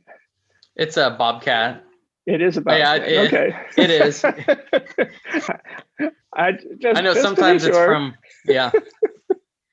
Okay. I think the motor in it's a Kubota, but it's a Bobcat tractor. Yeah. Okay. I move to award the low bid of $28,187.84 for one compact tractor with options and trade-in to Bobcat of Champaign, Illinois. Second. That's been moved and seconded. Are there any questions or comments on the point? Hearing none, let's start a roll call vote again with Roger. Aye. LaShonda. Aye. Meredith. Aye. Nancy. Aye.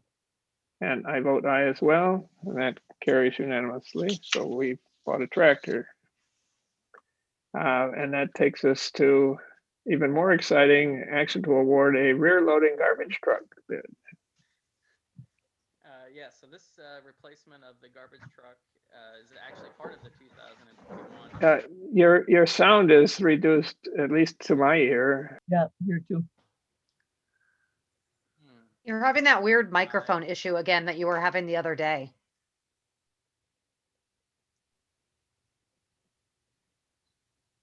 No. Hear you at all.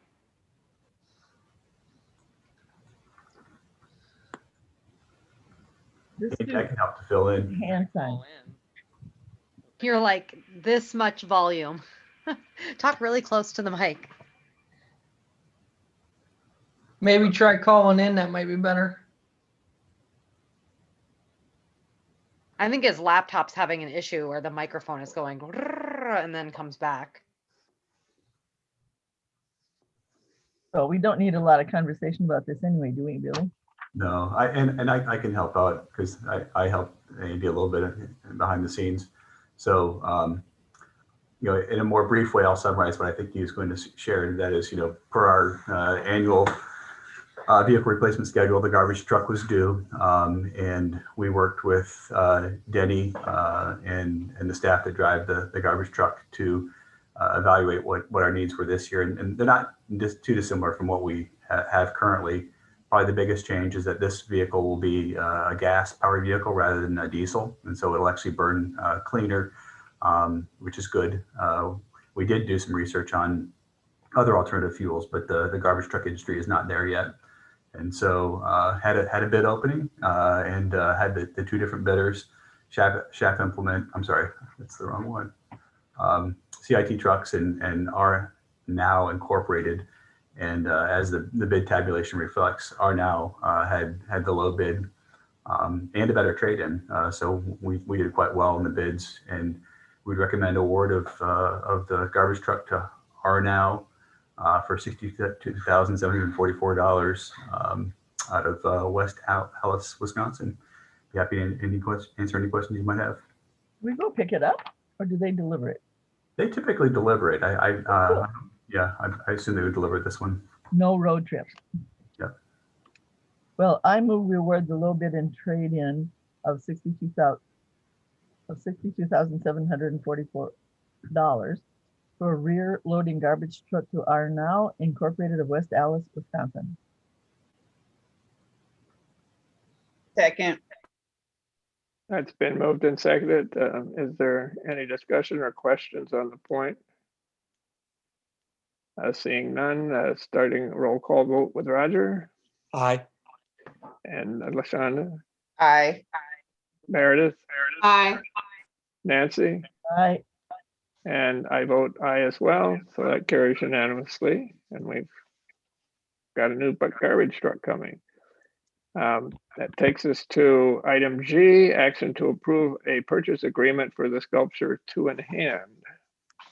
You, Michael. I've kept the board informed. We have a patron family that is interested in securing the funds and providing them for the purchase of Two in the Hand by Michael Young.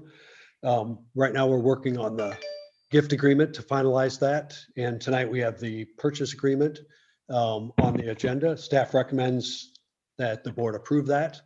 And I just wanted to point out that it's a beautiful, wonderful piece. You can see the picture that was attached.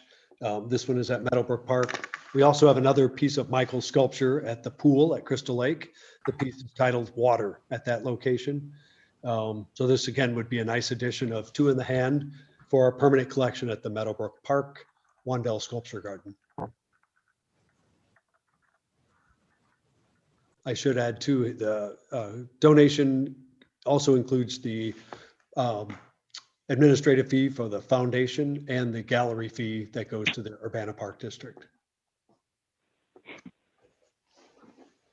So is it, at least as I read the agreement for purchase, it was not 100% clear that we already have the money in hand. Is that the circumstance? Yes, I think we're working on the final gift agreement. In discussing with Katie, she felt we could advance certainly the payment on this, approve it, and then receive the funding. If there's a concern on that, certainly we could hold on the actual signing until we receive the money in hand. Well, you've got a signed gift agreement at this point, and you're We have a Quite- draft gift agreement that it's- isn't fully executed. Yes. So, uh, but we expect it to be. The donor hasn't had any hesitation about it. So Right. I believe it's just not quite done. last one we did was in similar fashion as well. Certainly if there's a preference to make sure we have the money in the bank, we could certainly do it that way in the future. Well, that's always a preference. On the other hand, the legwork's been done here, and if you're quite confident, I mean, this is not an amount of money that will Right. break the bank on this, but more typically, it is nice to actually have the dollars in hand. I would be certainly willing to go ahead and approve this. I don't know about other commissioners.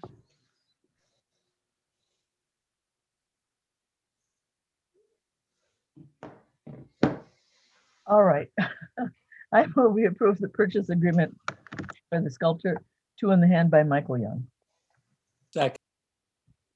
That's been moved and seconded. Is there any further discussion or questions on the point? Hearing none, let's do a roll call again, starting with Roger, Aye. LaShonda, Aye. Meredith, Aye. Nancy, Aye. and I vote yes as well. So we won't exactly call it a beautiful new piece of sculpture, but new to our ownership, and that's terrific. That is. Thank you. Next item is any new business removed from the consent agenda, and there was none. So that takes us to general comments from commissioners. Anybody willing to make a comment here tonight? Derek, I wanted to commend you for the very comprehensive report you wrote on goose management.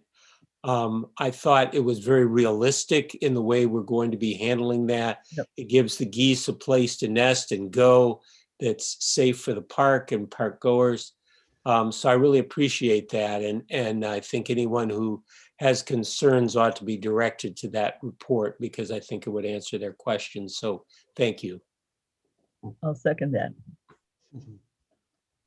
And I too was very pleased with the detailed description of that plan. I thought I'd just put it up and send it off to all those goose people that I keep getting emails from. I had two questions. One is, what do you want us to do with the GovHR compensation study information? I mean, I don't keep stuff. I generally just recycle it. Can that just be recycled, or do we need that to be shredded? I would shred it or return it to Kelsey Okay. the next time she brings a packet and we can shred it. All right. And that relates to my second question, which is, I had just finished shredding one of those the other day, and then I discovered that I had a second one. And I figured that a look at the amount of paper that we get, things that we could be asked to save from one meeting to the next. It's something we should start thinking about. I know we can't do that for everyone, and I did wonder, what is the legal policy of how much board members at least have to have in their board packets? Does it all have to be in paper? Can we have it electronically?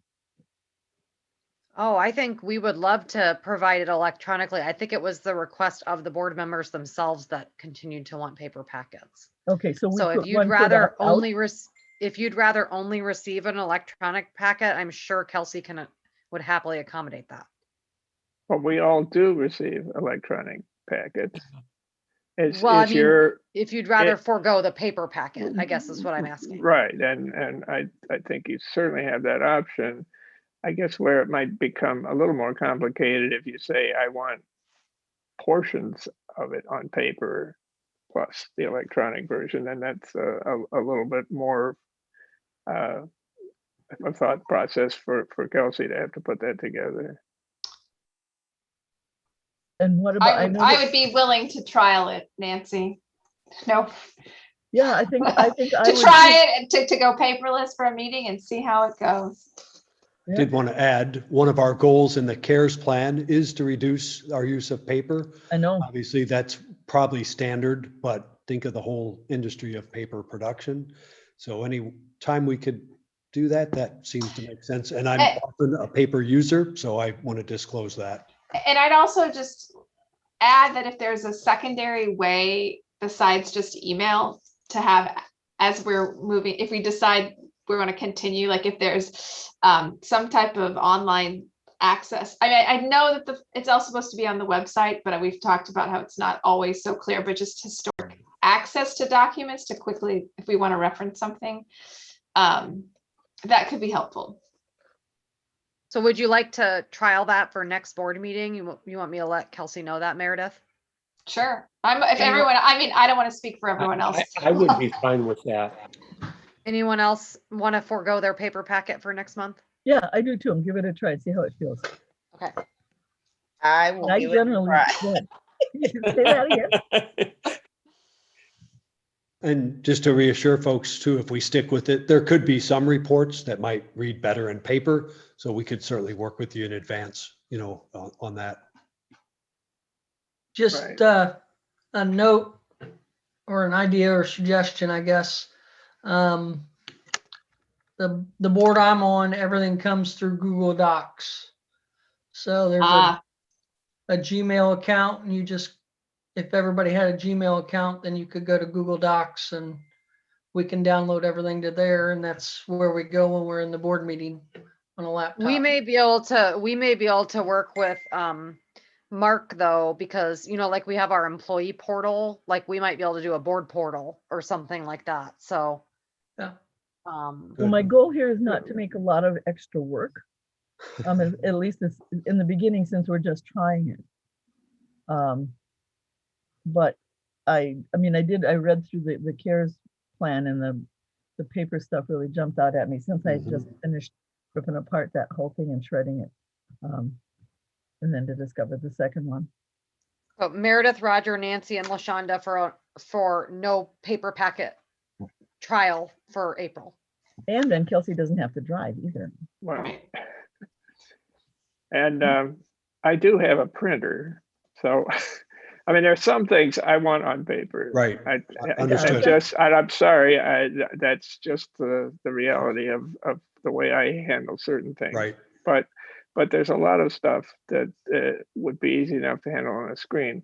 My one real concern is, particularly while we're doing these meetings on Zoom, is do you need two screens? One so you can have the material in front of you, and another to participate in the discussion. Yeah, I thought about that. Oh, boy, nothing like being practical, Michael. That's absolutely right. Well, yeah, no, but that's a big deal. Now, yeah. Anyone want to retract their? I was going to add, for the most part, we do. I have two screens, so it's not a problem. Yeah, I knew you would be set up for this, Meredith. I absolutely. You did this when we were meeting in person, and you had it on your iPad. You can minimize your screen so that you can just see the speaker in the corner of your screen, and you can still have, like, I've got my agenda up now, and so you can do that. You can minimize your screen so you don't see everybody in the Zoom meeting, just whoever's speaking, and you can be looking at your document. I'll Zoom with you and teach you how to do it. I'm calling you, Laura. Yeah, I think I can figure it out. If not, it's I will have read it over, so it's not I won't have to look page by page by page. I'm gonna stick with my original course of action, Katie. Yeah, me too. Nobody else said they weren't, so I have the 4 down, so I'm the bold adventurers. One of the other things, what I'll do is I'll let Kelsey know if there's anything, if you review the electronic packet and there's anything you'd like printed, she can do that for you. Okay. I'm hoping as part of the CARES agenda that we try to come up with ways of alerting the public to what we're doing. I think we maybe talked about that a little bit before, but I was thinking about, for example, even if we have signs, I know we've talked about electrifying our fleet. It wouldn't hurt to have something on the Prius that we've got saying, this is part of the Park District's CARES plan. And lots of things that we're trying just to remind people that there are so many different ways that we can approach the global warming, whatever we want to call it, climate change. And it's not just one thing. Good point, Nancy. It's really important to message. It's great for us to know it, but if it doesn't get outside to the public, we're not Yep, then there's getting no the full point. benefit, right? Yep. Yeah, We'll 'cause take a look at that. that's a large part of our job, I think, is education, and Right. education by example is the easiest way Right. to do it. I think the largest, section in the plan is the communications. So a lot of effort went into, kind of the messaging of that plan. But certainly we'll get that out to staff to get their heads and hands around, and I bet we'll come up with some neat stuff. I'm sure, I'm convinced they will. That's it. We'll Well, start that was next good February. discussion. Any other commissioner comments? That's a lot of pages to shred. Okay, well, I'm seeing no indication of that. And if that is so, we have exhausted our agenda, and I'll be happy to declare us adjourned for this evening and see you all come April 6th, Election Day. Can somebody, before we go, we were talking at dinner, someone has removed themselves from the race, correct? It was in the paper, I think a week ago, one of the Right. candidates Right. withdrew. But So, and it's just the top 2 vote getters that are going to, that will be elected. That's how it goes, right? Yep. Okay. that is correct. Okay, and then she has. And there will be 4 people on the ballot. Right, but the person who has withdrawn, do we know that they have officially withdrawn? So it's not just. They can't do anything to remove their name. So if they Right, get right, I votes, mean- they'll get votes. Right. I will note that the letter to the editor was claimed to be from that person, and it said Champagne at the bottom. Oh, well, there's a thought. But okay, so Well, that's something yeah, I mean, it's- yeah, that's important. Do we need to look into that? Is there anything we need to check about that and how that's going to affect the election? I mean, I know that her name cannot come off the ballot, but is she going to does she have to make some application to the clerk's office to legally withdraw? Do we know? I don't know, Nancy. The deadline to have legally withdrawn was January 28th. So there's literally, she just can't. Right, so what if she were the top vote getter? Then Then what would happen would be that she wouldn't accept it and that the board would have to appoint someone. oh.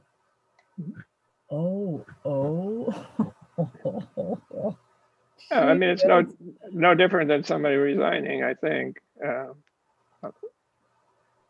Oh. Okay, well, I'm sorry that it's worked out that way for her, but it's not just that the next person down would be stepping up. It's just. I don't know if this is material or not, but today we met with a donor who was with the League of Women Voters and facilitated the interview, the Q&A with the candidates, and she reported that there were 3 candidates that attended. So I haven't seen the information. I was going to look for it, but it does appear that at least one candidate chose not to be at that event. Oh, more interesting than I thought it was going to be. Okay. I mean, there's Ellen. been other situations, Nancy, where, for example, somebody was elected and then they passed away. So it's kind of like that, where that person's no longer available to Right, to serve. Yeah. Right, for right. whatever reason, whether that's a Right. personal reason or whatever. So then it's basically just a vacancy. Okay, all right. Stay healthy, Meredith. All right. Thank you. Okay, lots of interesting comments. Are there any more? Okay, I'll be happy to declare us adjourned here.